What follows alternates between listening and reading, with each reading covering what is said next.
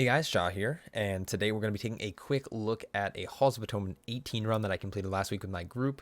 Halls of Atonement is a pretty tough tyrannical. Actually, a lot of bosses in Shadowlands currently are pretty tough tyrannical bosses, but this is going to be my kind of analysis of what we did right, wrong. I'm going to be talking over the video. Maybe you'll learn something. Maybe you'll be able to critique me and make fun of me. It's going to be great. But before we start that, I just have one quick announcement, is that a couple days ago now on YouTube, I made a post just asking if anyone would be interested in having me kind of coach or critique their content, or if maybe that would be kind of a cool idea. I'd like to kind of get into the coaching Mythic Plus scene. I have a fairly decent background in it, but I just really love theory crafting Mythic Plus. So if you're interested in that, if you're interested in me, critiquing or analyzing your gameplay, I would love to get in touch. So if you're interested in that, let me know in the comment section below. Just say, hey, I'm interested in, having you review my content, and I would love to do that. What that would mean, or what that would entail, is that I would, analyze some footage of a dungeon run you did, or maybe a few runs or a section of a certain dungeon that you're struggling with, and I will provide, feedback, what you're doing right, what you're doing wrong, and that would be, I would turn it into a video. I would post it on my channel, for both you, but also for other people to learn from. My goal would obviously not to have anyone criticize, because the point of the video is to be critiqued and to be analyzed, but that is my general idea. I'm trying to still figure out the best way to have people share it with me. I'm not sure if maybe starting a Discord server would be the best outlet for that, or maybe if I should create some kind of website, Dropbox kind of system for that, but I would need access to some kind of VOD or Twitch stream. And then we would just get in touch and kind of collaborate like that. So if you're interested in that, let me know. But without rambling on too much, thank you guys so much for already watching this and staying around for this long. It's only been 2 minutes, but we're going to just dive right into this analysis. So let's go. Alrighty. So we are taking a look at Halls of Atonement 18. Affixes that are in play are Tyrannical, Raging, Volcanic. No, Explosive? That's Explosive. And Prideful. So this is an 18. This is week 5, maybe, of the season. Maybe week 6, maybe week 5. I don't remember. I think it's week. So I'm going to be going over everything that we did right, wrong, strategy, route, composition, things you want to look out for, things you want to pay attention to as a tank, some kind of tricks, tips, stuff like that. So just kind of an analysis video. Our composition for this is an all melee cleave. There's a few benefits to this. There's also a few downsides, which you're going to see on some of the prideful pulls, but we have an explosive group. We have a lot of burst from the Windwalker. We have a lot of burst from the Warrior, and actually, Egg, I think this is the week he swapped to Ashen Hollow, so we're getting a lot of big damage there. This route is probably just better to stick to on tyrannical weeks. On fortified weeks, you'll probably pull bigger pulls, bigger trash pulls. Our idea was we wanted to make sure we had certain cooldowns up for both the shards as well as bosses, and we wanted as many pridefuls going into bosses as well. The other thing we were kind of keeping in mind when it came to route was hero. So we're okay, second boss is a pretty big wall, especially on tyrannical weeks, and so is the fourth boss is just long. So we want hero on boss 4, we want hero on boss 2. So where else can we hero in the dungeon? So we opted for earlier on in the dungeon, but not right at the start. So a lot of groups, what they'll do is they'll hero the very first pull, and then they hero right before first boss, another big pull. And then they can, hero something else later in the dungeon, whether it's last boss or the mini boss right before last boss or something. So what you're going to see here is we're going to have Prideful for first shard and second shard, and then we're going to have, or third shard, and then we're going to have hero for second. So I'll talk about that when we get there, but let's just jump right into this. All right, so very start, I want to just kind of talk about what we're doing here. So we're not moving, and this is because we don't want to trigger, the first couple mobs in the dungeon to come forward yet. There is a threshold. It's kind of hard to see. It's pretty much as soon as you walk forward, but there's a threshold that once you pass it, these dudes come forward, these dark blades. But what we're going to do is as they're running up, I'm going to Ursol's right, I'm going to taunt and thrash left, and we're going to get them all to pile up right on top of this Houndmaster really clean. So the big thing here is the dark blades do a deadly thrust, which is a frontal that always targets a tank, so melee need to watch out for this. And the Houndsmaster does a disengage there into a rapid fire to a random player that can be interrupted, so we got a leg sweep plus Hodge there, or it can just be not stood in. So those are kind of the two big things. And then Loyal Beast you want to watch out for from the Houndsmasters. and then kite the Gargants. So there's a lot going on. Almost every mob has something you need to look out for. Some are more of a priority than others. For the tank, the Gargants. For melee players, you don't want to be getting hit by any kind of cleave. This next pull, we're going to grab Stoneborn. We have 3 Venthirs in group. We have me, Paladin, and Warrior. All of us are Venthir. So when as we're grabbing this, I'm trying to get aggro, and then we're going to go into these little Groundskeepers as well. Groundskeepers don't do anything. So feel free to pull them into any other pull that you want to be a little bit big. If you have cooldowns up and stuff, use them. I use Incarnation here because I need it up for a certain pull later in the fight or later in the dungeon. And then we're going to chain these Groundkeepers with the Houndsmaster Patrol. So again, Houndsmaster, you want to watch out for that rapid fire, and you want to watch out for the loyal beasts. Typically, our warriors holding fear for those, but sometimes fear isn't always up. So then we have like leg sweep, ring. I have Incap Roar. We have a lot of answers for that cast, so we just got to be on the eye out for it. So there's loyal beast. There's the fear goes off, it interrupts it, and for some reason I'm dodging all the bleed applications. So I get 1 bleed at the very end of the pull here, and I'm going to chain them into these obliterators.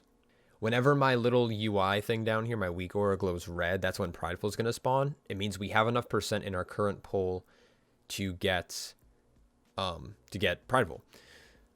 One thing to note, Guardian Druid players and anyone who can do curse dispels. So if you're a Shaman DPS, who else can dispel curses? Druids and Shamans, that's it? Yeah, I think so. Look out for this obliteration. Curse of Obliteration. So these obliterators cast it. It went on Egg and I dispelled, and then it went on QB and I didn't have dispel. This only does damage once it expires. So if you're a melee and it goes on you, you can stand in melee as long as you know it's going to get dispelled. If not, you're going to want to move out. So QB's running off to the left here. He then pops Spell Reflect for a damage reduction. I'm pretty sure Spell Reflect is a damage reduction for magic effects. So that's what he does here. And then it reduces the damage. But even through that damage reduction on a Tyrannical week, it still did 50% of his health pool in 1 hit. This is going to be absolutely devastating if you ever have it go off in group, or if you don't have any damage reduction. So if it is on you, you need to make sure you're using it. I think in a lot of pug groups, this ability is like Curse of Obliteration is underestimated, and it can do a lot of damage if it's not handled properly.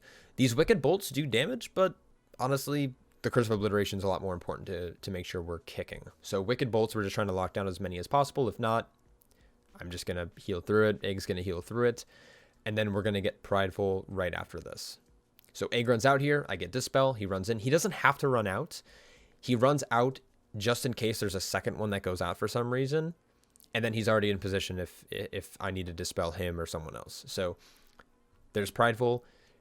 With an all melee group, this is the one issue that I have running all melee. I have several issues with running all melee, but this is one of them, is it's really crowded here. It's good for stacked healing, of course, like if you have, a shaman or even a paladin with Light of Dawn, really good stacked effective healing, but the chance of getting hit by this just elevates because now you have someone else who has to like either run out, run in, people are across trying to stand behind, getting as much damage. Egg has it here and run behind, but I didn't notice, so I got stunned here.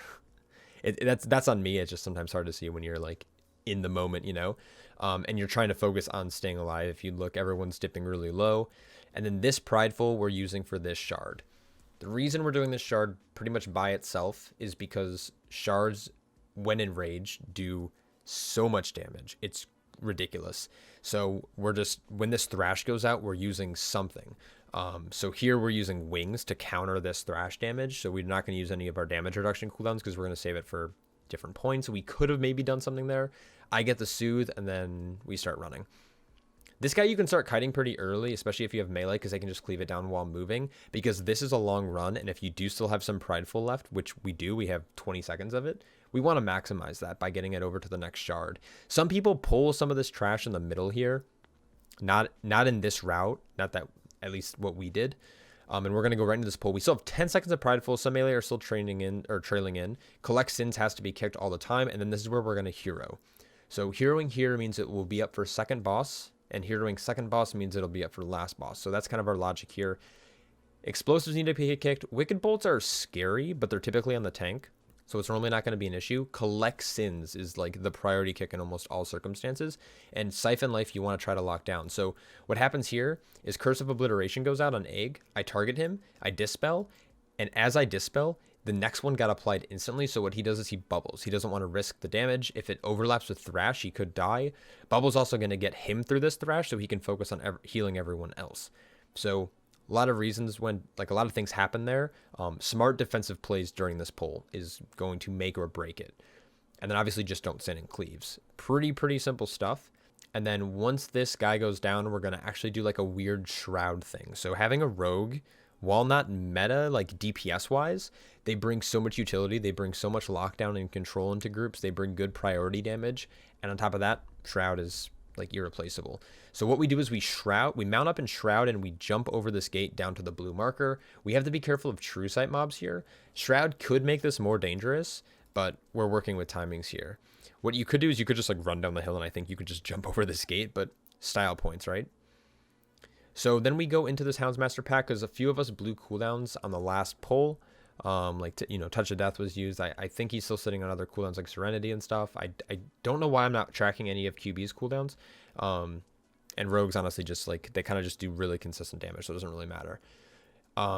I use Incarnation here for some reason. I don't know why. I thought I was going to pull bigger here, to be honest. So Incarnation goes up, and I also used my scale, so I'm down already like 2 defensive. So this point of the dungeon was actually really poor on my part. Not only did I killed this pack, like I killed it in a bad way. Like, I mean, like, I used everything on a really tiny pull, and then for some reason in my head I'm like, hey, we're at 39.56%. Let's pull a Houndsmaster, double Gargant, a Darkblade, Obliterator, plus a Stoneborn. I don't know what I was thinking. I'll be honest. This is a really messy part of the dungeon, and we almost wiped here, but I think we were able to recover it because we adapted really well. Like, my group adapted really well. They took control of the pull, and we just executed it well. So a lot of things going on here. We're wanting to kick Curse. We're wanting to watch out for Rapid Fire, which is just a random frontal cleave. We're watching out for Deadly Thrust, which is just a frontal at the tank. I have to be careful of my bleeds from the Gargants themselves. And then we have to just be careful of like just kind of sporadic damage from Shoot and the Wicked Bolts. There's a lot going on here. I don't have anything. I don't have Incarn. I don't have Scale. I'm down a Survival Instinct charge already. Sack is up. It has 4 seconds left. I have my Mastery proc, which I'm banking on, but it's not going to help me much here when there's a lot of magical damage. The Enrage goes off. There's a lot of raging mobs in this pull. So we're just kind of praying right now. One thing dies and Prideful spawns. This is probably worst case scenario. Worst case scenario. Never in a dungeon do you want a Prideful to spawn when you're still mid-pull.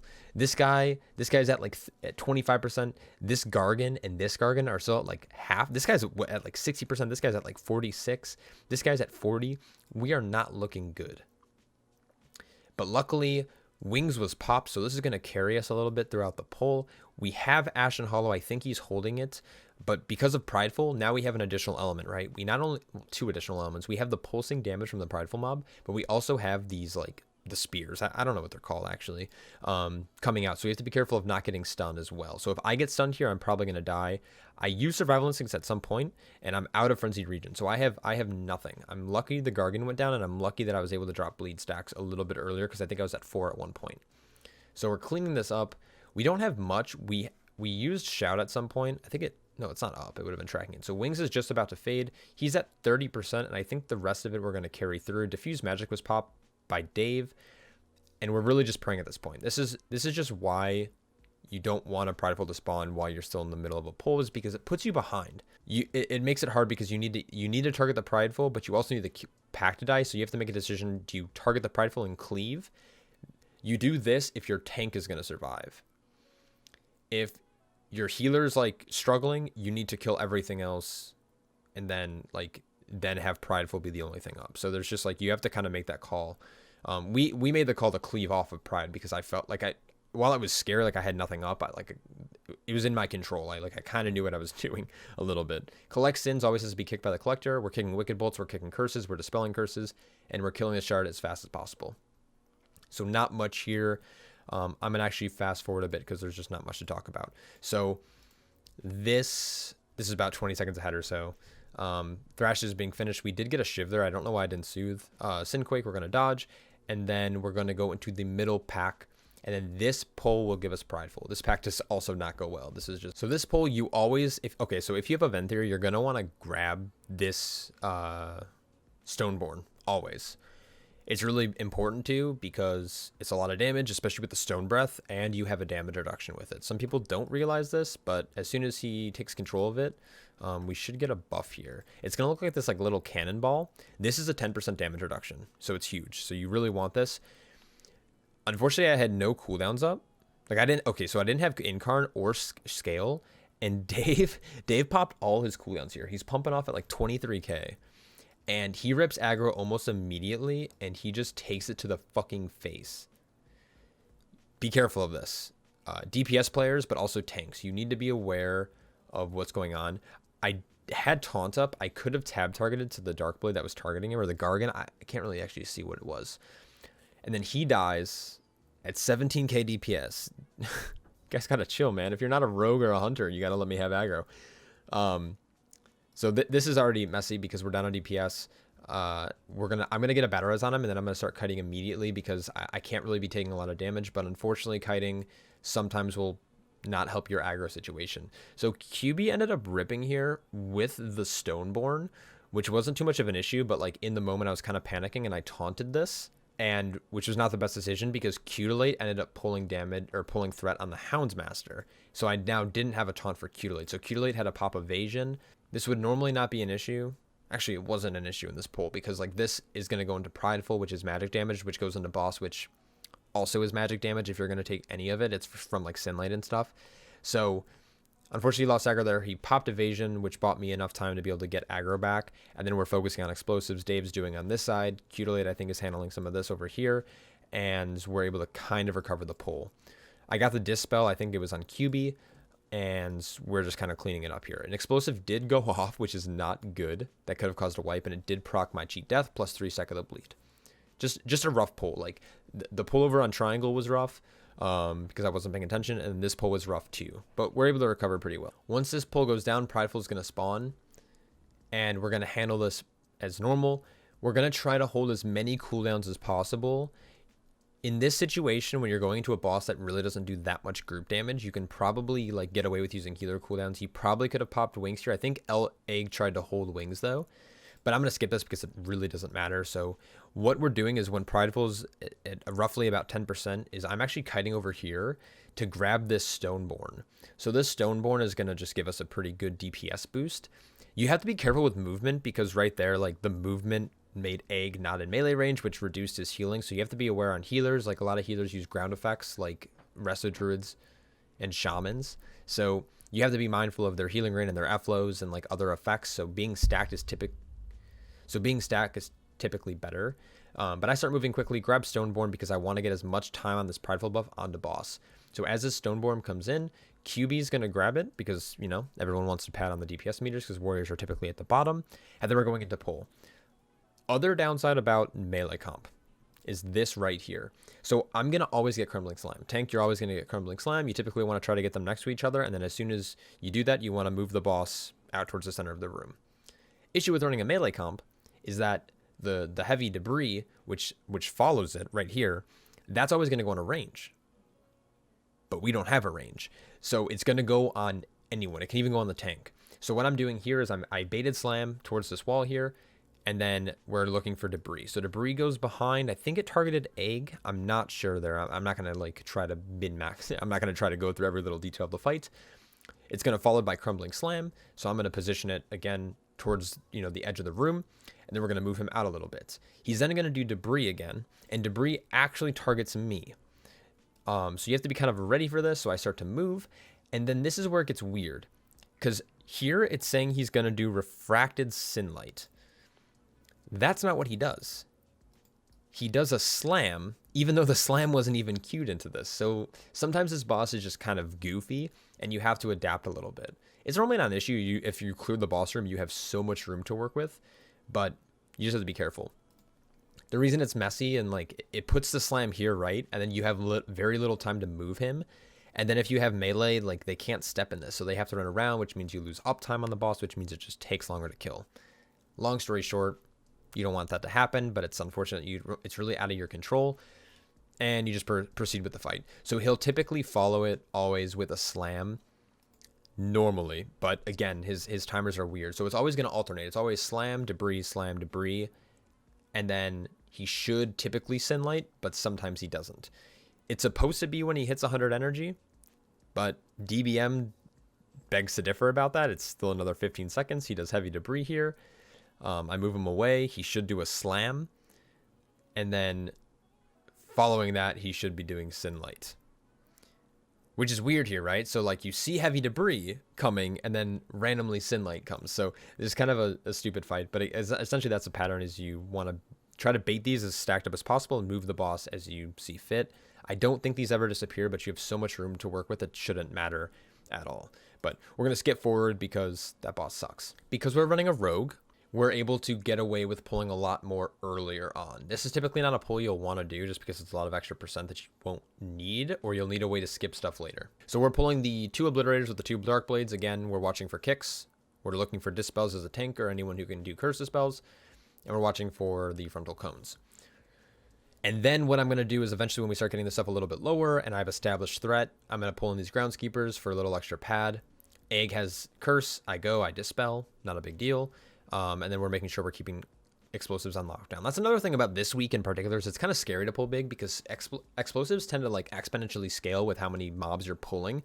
And it's like absolutely insane. Sometimes like you'll have like 8 mobs in combat and like there's 9 explosive orbs that spawn. And you're just like, where did all these come from? So our group's really good. That's another benefit of melee comps, is melee like classes typically don't have that much of an issue getting orbs down. I think the monk for some reason I think has the worst time, because I don't know how their cleave works exactly with Fist of Fury, but I just know that like a Blade Flurry or like a Whirlwind Cleave proc is typically going to be better. This pull, again, simple. It's the same odds we've already seen. We know what to do. We kick and we dodge frontal and we dispel curses. We're going to pull these ankle biters that are coming in. Problem though is that somehow they got body pulled by Braun, I think, or it looks like QB, but like it looks like Braun got aggro here. And then it somehow pulled this Eviscerator, but not the Goliath guy over here though.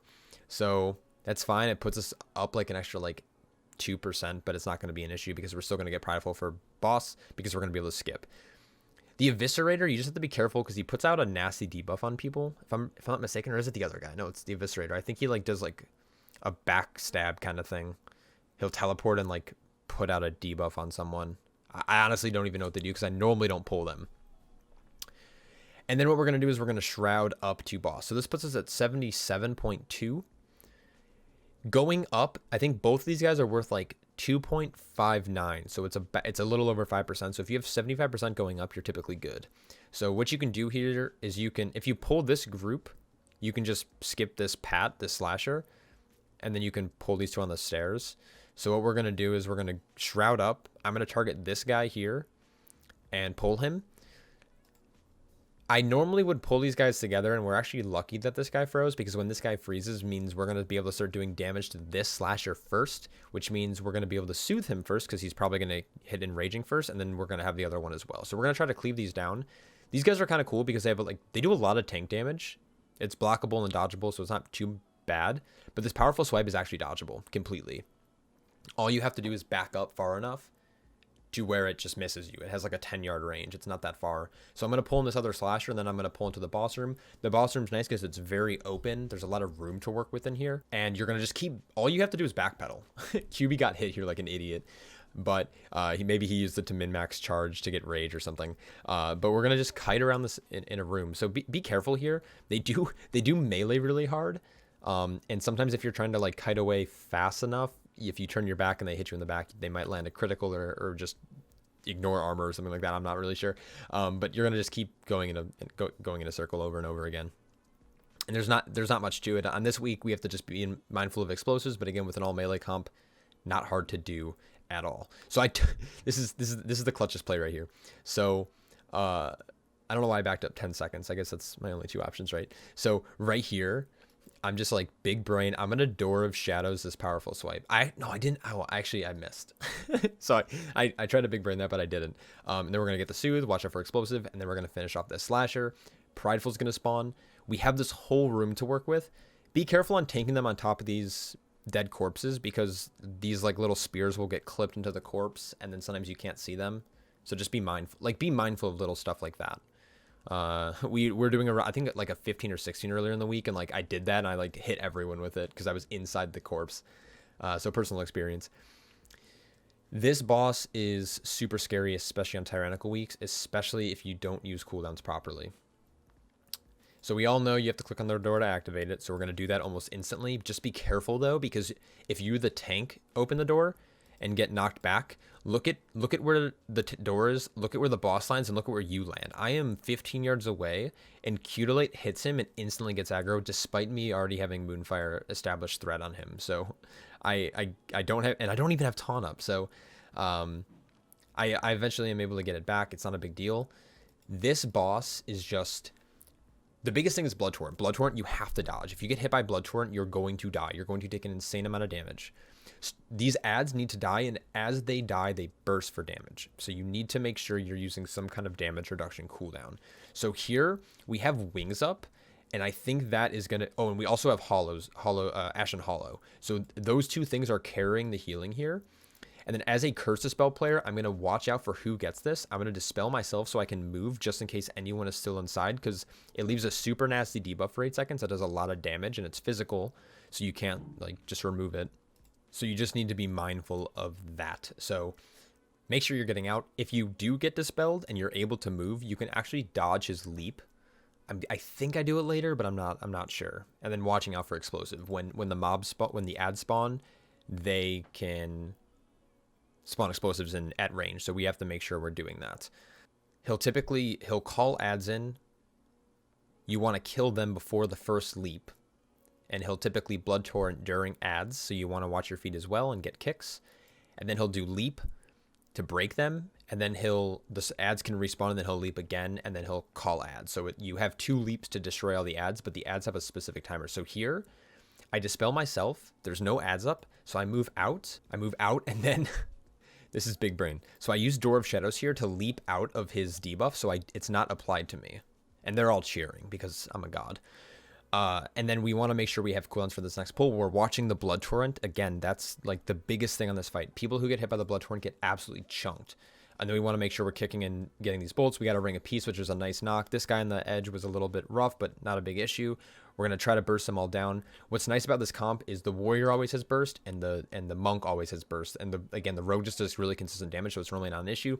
It goes on QB, so I go for Dispel. We all try to back up and get out. We're all out of it. It's going to crush all of these ads, and we're good to go. Blood Torrent is baited into the back, and we're fine.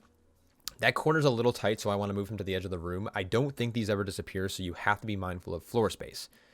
It's kind of like the soft enrage to this fight. I've never seen a fight go that long yet, fingers crossed, but this boss is super scary.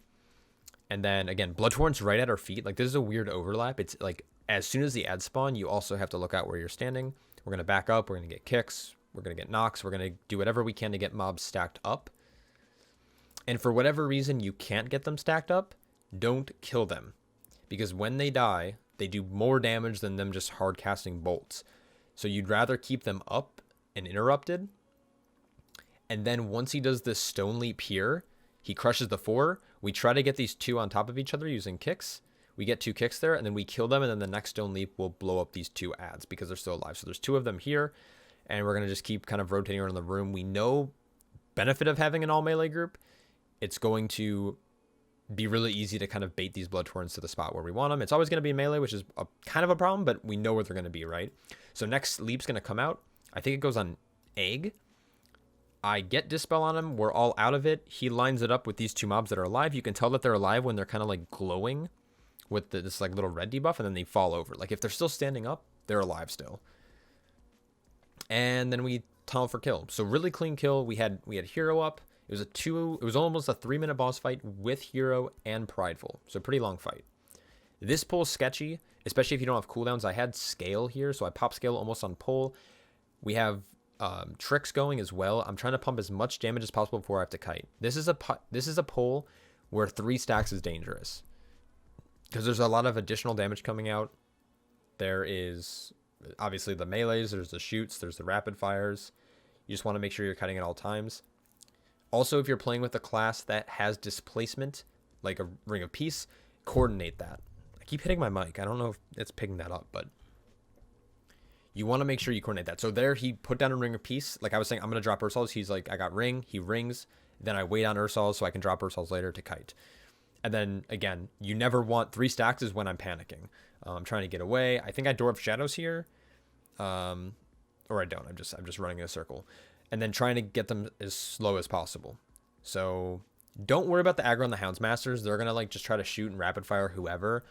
And honestly, it's not enough damage to kill anyone. It's really the Loyal Beast cast. So if you lose aggro on them, don't worry. Keep aggro on the Gargants. Kite out the bleed.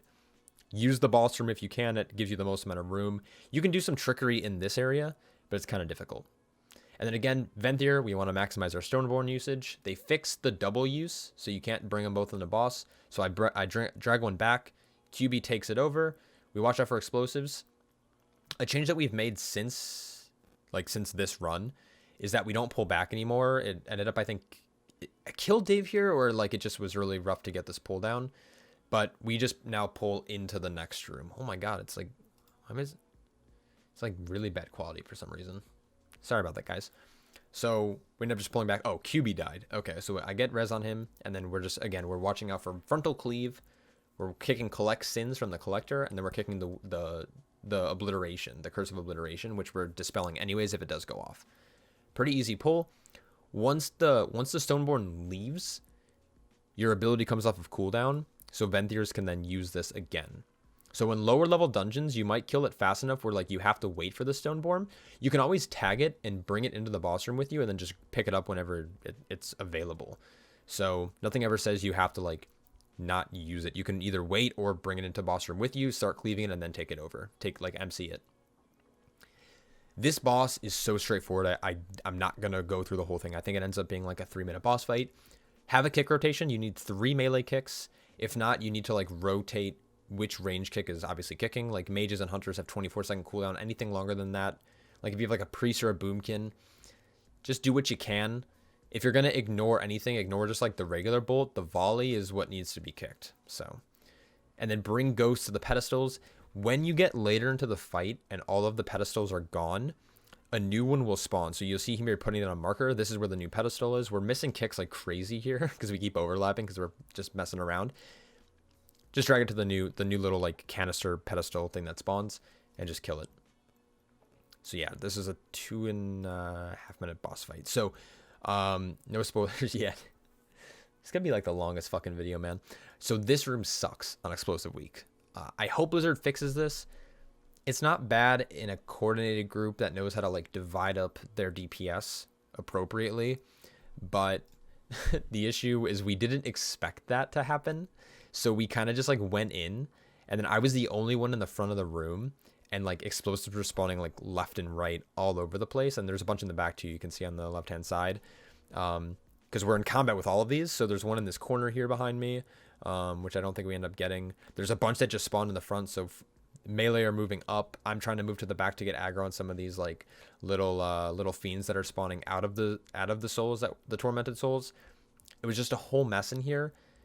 What we did in a later run, I think after we ended up running like a 16 or a 17 back just to like practice some stuff and make some changes, is that we had healer and a melee stay back, and then we had me like as a tank and another DPS go forward.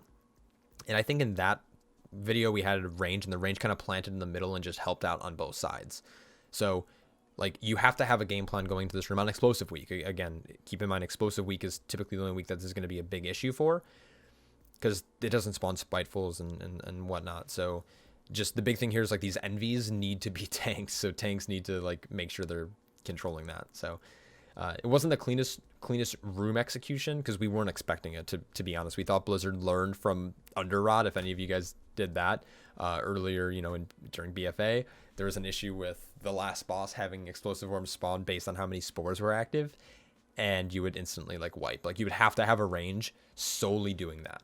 But anyways, Inquisitor Saigar, we are just nuking down and killing, and then we're gonna have Prideful. We're gonna drag it into boss room once he dies, and then do the Pride in the boss room, and then we're gonna go right into boss. So pretty straightforward. I'm not gonna talk about this. We're trying to hold cooldowns here because we have Hero and Prideful up. We're gonna pull him. We're gonna Prideful. We're gonna Hero. Statues always go at They could target any players. Again, benefit of having a full melee group is it's always going to be through melee. It's funny because I think during this run, Egg called out like it's in melee, and like we all just started laughing hysterically because obviously it's going to be in melee every time. This is actually a really fun run. Erupting Torment, run out. This is like the most straightforward boss. I feel like I don't really need to explain anything. I guess I'll explain the onslaughts. So what he does is he'll suck them all in. You need to dodge them. Then he'll knock them all back. You need to dodge them again. And then we need to soak. So what we're doing is Egg is actually going to cast Ashen Hollow. So Ashen Hollow and Wings is active for this. So we're not using any defensives. We did use Karma, but Karma's kind of going to add to his damage. Those cooldowns alone should carry us through this portion of it. So how you need to approach this fight is you need to just rotate cooldowns, whether it's immunities, defensives, healing cooldowns, whatever it may be. So again, into melee, let's see if we can go forward onto the onslaught again. So this is the second onslaught. Only 2 will ever happen. You only ever get 2. On fortified weeks, they might seem back to back because I think it's health based. I think it's 80% and 40% or 70% and 40%. I can't remember exactly. So on this one, we have Egg pops bubble, we have diffuse magic, and we have I think he shadows. So he closes shadows here. And then I tell QB not to soak, and I'm going to use survival instincts and frenzied regen. So we're really, really healthy. He pops Fort Brew. We probably could have had a spell reflect go in and a frenzied regen. We had good defensives up still, but that's essentially how you want to handle it. You want to make sure you're using immunities on the second, followed by like big defensives. So diffuse is pretty big. Fort is pretty big. Dave was the only one probably in trouble there because I had obviously frenzied regen and survival instincts as well as like scale if I needed to. And then the rest of the boss fight is pretty straightforward, so not much to it. You just want to, dodge what you need to dodge. Statues, frontal, AoE, and then statues again. So not too shabby. So we finished this run with, I think, about 2 minutes left on the timer. Just waiting to see. But that is pretty much my analysis / kind of coverage of Halls. That was an 18 this week. Again, I think 6. So it's pretty early in the season, which we're pretty happy with. But Halls is a great key. Tyrannical makes it a little bit more difficult because the trash mobs are still fairly deadly. Turn to the other side. That's awesome. Trash mobs are still fairly deadly, but bosses have to be executed very, very they have to be executed strategically and with proper cooldowns. So I hope this helps.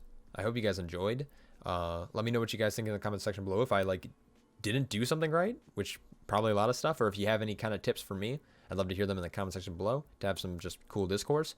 And yeah, hope you guys are staying healthy, and I will catch you all in the next one. Take care.